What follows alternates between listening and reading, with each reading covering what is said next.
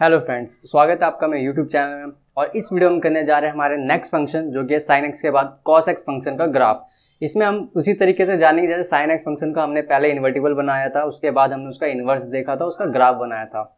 उसी तरीके से हम करने जा रहे हैं आज कॉस एक्स फंक्शन को, जिसको कि हमें डिफाइन होता है कोई भी अगर रियल नंबर है इसकी इमेज आती है -1 से 1 के बीच में। तो पहले तो हम इसका ग्राफ बनाएंगे कॉस एक्स फंक्शन का। तो कॉस एक्स फंक्शन का कुछ ग्राफ इस तरीके से होगा आपका। एक्स एक्सिस पे आपके एंगल्स आ जाएंगे, मतलब अगर ये y is equal to cos x माने, इस फंक्शन को एफ एक्स जो है आपका y मान दें, तो x पे हम जो भी रखेंगे और वो क्या होगा, एंगल्स होते हैं cos 0 डिग्री, cos π/2, cos π/4। तो वो एंगल्स जो वैल्यू देंगे वो y पे आएगी। और cos t अगर हम 0 से π/2 पे देखते हैं तो देखो ये 0, यहाँ पे मैं π/2 लिख लेता हूँ। एंगल्स एक्स एक्सिस पे एंगल आने वाले हैं, यहाँ पे एंगल्स लिख देते हैं। यहाँ पे 1, यहाँ पे कहीं पे -1 ले लेते हैं, यहाँ -π/2, यहाँ पे माइनस का पाई। अब cos x का देखो ग्राफ कैसे होता है, cos 0 पे हमारा 1 देता है, cos π/2 पे हमारा 0 देता है, मतलब ये कुछ ग्राफ इस तरीके से चलता है। तो इसी तरीके से हम देखेंगे -π/2 पे, तो ये ऐसे इस तरीके से हमारा ग्राफ चलता रहता है। ये हमारा cos x का ग्राफ होता है। ओके, तो ये हमारा cos x का नॉर्मल ग्राफ होता है, जिसमें कि कोई भी रियल वैल्यू जो है, यहाँ पे कोई भी रियल नंबर रखने पे हमारा जो रेंज आती है वो 1 से लेके -1 के बीच में आती है। क्लियर?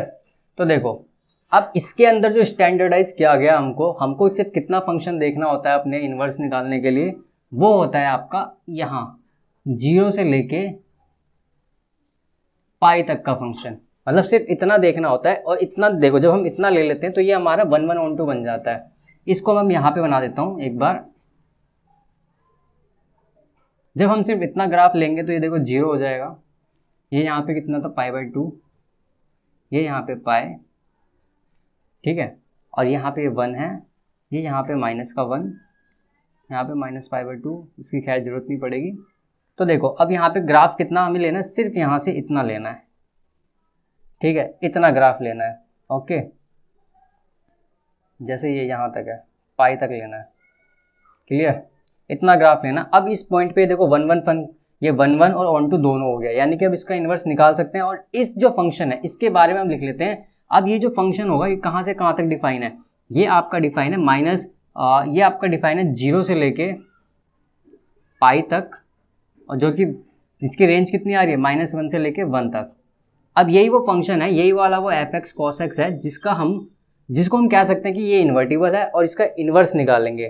ठीक है, नाउ अब देखो इसका ये इन्वर्टिबल है, अब इसका इन्वर्स होगा क्या, इन्वर्स ऑफ cos x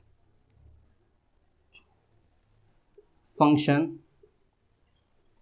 यह आ जाएगा आपका F x cos inverse x. ये क्या होगा इसके लिए, अब इसकी जो रेंज थी वो डोमेन बन जाएगी, और डोमेन रेंज मतलब कि ये -1 से लेके 1, ये इसकी डोमेन बन जाएगी। और रेंज क्या होगी, 0 से पाई। इसको आप प्रिंसिपल वैल्यू ब्रांच कहते हैं, प्रिंसिपल वैल्यू ब्रांच। मतलब इसी के अंदर आंसर आता है आपका, या अगर आंसर कुछ भी इधर उधर होगा, लेकिन हम स्टैंडर्ड जो हमारा 0 से पाई का बीच का जो रेंज है, इसी के अंदर से हमको करके आंसर देना होता है। मीन्स अगर माइनस में वैल्यू आती है तो हम उसको क्या करते हैं, पाई माइनस करते हैं। अब इसका हमको बनाना है इनवर्स फंक्शन का ग्राफ। तो वो कैसे बनेगा, अब यहाँ पे एक्स एक्सिस पे तो रियल ये नंबर्स आएंगे आपके, ये कुछ इस तरीके से हो जाएगा।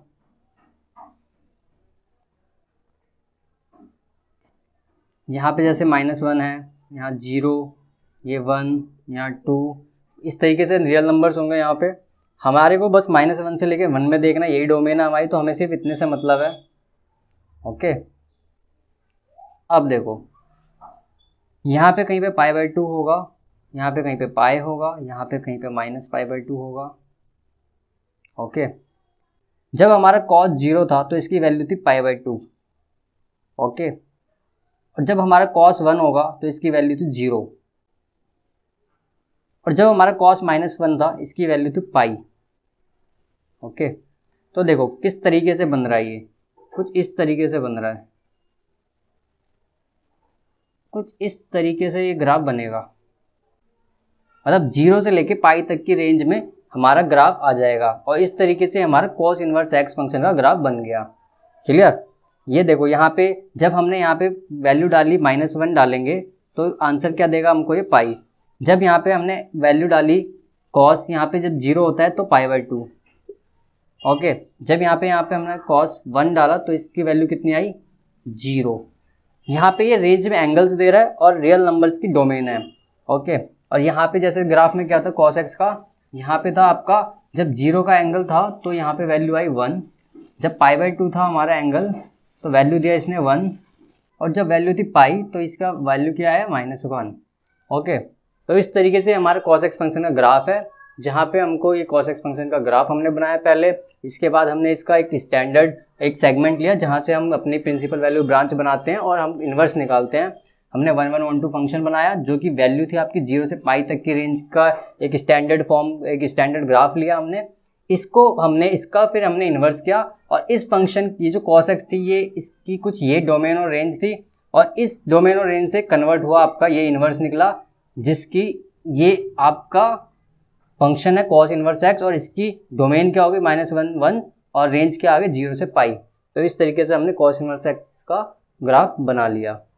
तो चलिए अब देखते हैं हमारा तीसरा फंक्शन जो कि हमारा tan x।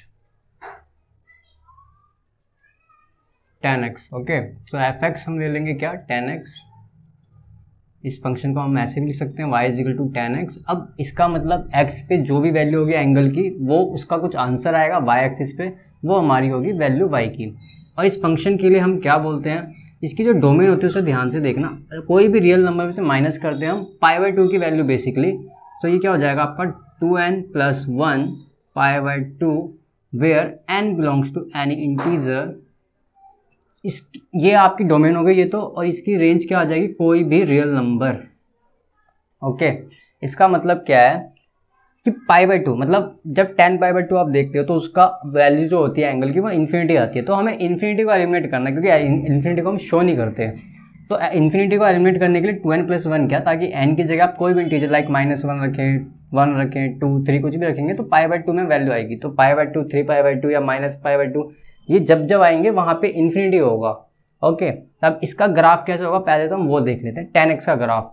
तो वो तो इस तरीके से होगा कुछ, ये है आपका यहाँ पे 0, यहाँ पे कहीं पे π/2 ले लेते हैं, यहाँ पे कहीं पे -π/2 ले लेते हैं। ओके, तो ये आपका मान लेते हैं 1 है, ये ऐसे ऊपर जाएगा y एक्सिस, यहाँ पे कहीं पे -1 है। तो tan 0 पे 0 होता है, π/4 कहीं पे अगर यहाँ पे हो तो वहाँ पे 1 वैल्यू दे देगा। ओके, इसी तरीके से -1 पे कहीं -π/4 दे देगा ये, और tan π/2 पे इन्फिनिटी देगा। तो इन्फिनिटी तो होगा नहीं, इसको हम डॉटेड लाइन से ऐसे करके दिखा दे रहे हैं फिलहाल। इसी तरीके से यहाँ पे भी इन्फिनिटी को। अब ये ग्राफ कैसे बनाएगा, इस तरीके से बनाएगा और इसी तरीके से ऐसे चलेगा यूं, मतलब ये कुछ इस तरीके से ग्राफ लेके जाएगा ऐसे। क्लियर? तो इस तरीके से ग्राफ ऐसे जाएगा यहाँ से ऐसे होते हुए। ठीक है, तो इस तरीके से ग्राफ ऐसे जाएगा। और अब ध्यान से देखेंगे ये π/2 पे इन्फिनिटी है तो इसलिए हम इसको शो नहीं कर सकते, इन्फिनिटी की साइड है। इसी तरीके से -π/2 की तरफ भी इन्फिनिटी को अप्रोच कर रहा है। तो अब इसी तरीके से आगे भी ग्राफ होते हैं कुछ इस तरीके से, इधर भी ग्राफ होते हैं ये हमारे। ठीक है, यहाँ पे कहीं पे आपका यहाँ पे 3π/2 होगा, यहाँ पे कहीं पे आपका ये π/π होगा, फिर आगे 3π/2 पे ये इन्फिनिटी होगा। ओके, सो बेसिकली इसके अंदर भी हमें जो स्टैंडर्ड है, जिस एक प्रिंसिपल रेंज को हम लेते हैं वो सिर्फ इतना है। इसमें भी हम इतना फंक्शन उठाते हैं -π/2 से π/2 तक। अब जैसे हम ये फंक्शन उठाएंगे तो ये क्या बन जाएगा, एक ऐसा फंक्शन जो कि डोमेन क्या दे रहा, -π/2 से π/2 तक, और इसकी रेंज क्या आ रही है, कोई भी रियल नंबर। और अब हमारा फंक्शन क्या होगा, ये फंक्शन जो हमने उठाया है ये हो गया हमारा tan x। अब इसी का ग्राफ होगा जो कि हम बिल्कुल सिंपली ये बना देते हैं। ठीक है, कुछ इस तरीके से ग्राफ बनेगा और ये आपकी होगी क्या, -π/2 की वैल्यू, जहाँ पे ये -π/2 होगा इन्फिनिटी पे अप्रोच करेगा, और जहाँ पे ये इन्फिनिटी को अप्रोच करे π/2 की वैल्यू होगी, और ये आपका 0 हो गया ये पॉइंट। क्लियर? तो ये हो गया आपका tan x का ग्राफ, और इस पॉइंट पे हम इसको कह सकते हैं 1 1 1 2 फंक्शन है, और इसी का अब हम करेंगे इन्वर्स। इट मीन्स पहले tan x का हमने ग्राफ देखा, इस तरीके से ग्राफ चलता है, इसके अंदर से हमने स्टैंडर्ड पोर्शन उठाया जो कि -π/2 से π/2 की डोमेन वाला था, जो कि कोई भी रियल नंबर पे इसकी रेंज है। इसको हमने उठा के यहाँ पे अब किया है, हमारा एक 1 1 1 2 फंक्शन बनाया जो कि इन्वर्टिबल है। अब इसका हम करने जा रहे हैं इन्वर्स, और वो फंक्शन अब हमारे हम क्या लिखेंगे उसको, नाउ वो हमारा फंक्शन होगा अब f जिसकी डोमेन होगी क्या, कोई भी रियल नंबर, ओके। और इसकी रेंज क्या हो जाएगी अब यहाँ पे -π/2 से π/2 तक, क्लियर। और ये फंक्शन क्या रहेगा हमारा, ये फंक्शन है अब हमारा tan इनवर्स x। इसके लिए अब हम जा रहे हैं ग्राफ बनाने, क्लियर। अब देखो यहाँ पे जब हम डोमेन रखेंगे तो कोई भी रियल नंबर है, यानी कि 1 2 3 कोई ऐसी वैल्यू हो सकती है यहाँ,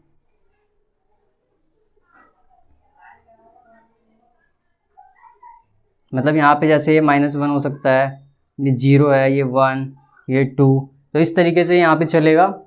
और जो यहाँ पे y एक्सिस पे आएंगे ये आपके क्या आएंगे, एंगल्स आएंगे। यानी मान लेते हैं यहाँ पे कहीं पे ऊपर π/2 होगा, यहाँ पे कहीं पे -π/2 होगा, क्लियर। तो इस तरीके से हमने अभी नॉर्मल लिख लिया, यहाँ पे हमारे कोई भी रियल नंबर्स और y एक्सिस पे हमारे क्या आएंगे, एंगल्स। अब देखो क्योंकि हमें पता है π/2 -π/2 पे तो इन्फिनिटी है, इसको हम डॉटेड लाइन से ऐसे कर लेते हैं ताकि वो इन्फिनिटी हमें शो करने में ईजी हो जाए, क्लियर। तो देखो tan जब हमारा 1 होता है π/4 पे होता है तो कहीं यहाँ पे कहीं बीच में आएगा। इसी तरीके से जब ये -1 होगा तो ये कहीं माइनस यहाँ पे आएगा, यहाँ पे -π/4 के पास अगर यहाँ पे कहीं पे -π/4 लिख दूँ मैं, यहाँ पे कहीं पे मैं π/4 लिख दूँ तो ये इस पॉइंट पे आएगा। तो ग्राफ कुछ इस तरीके से चलेगा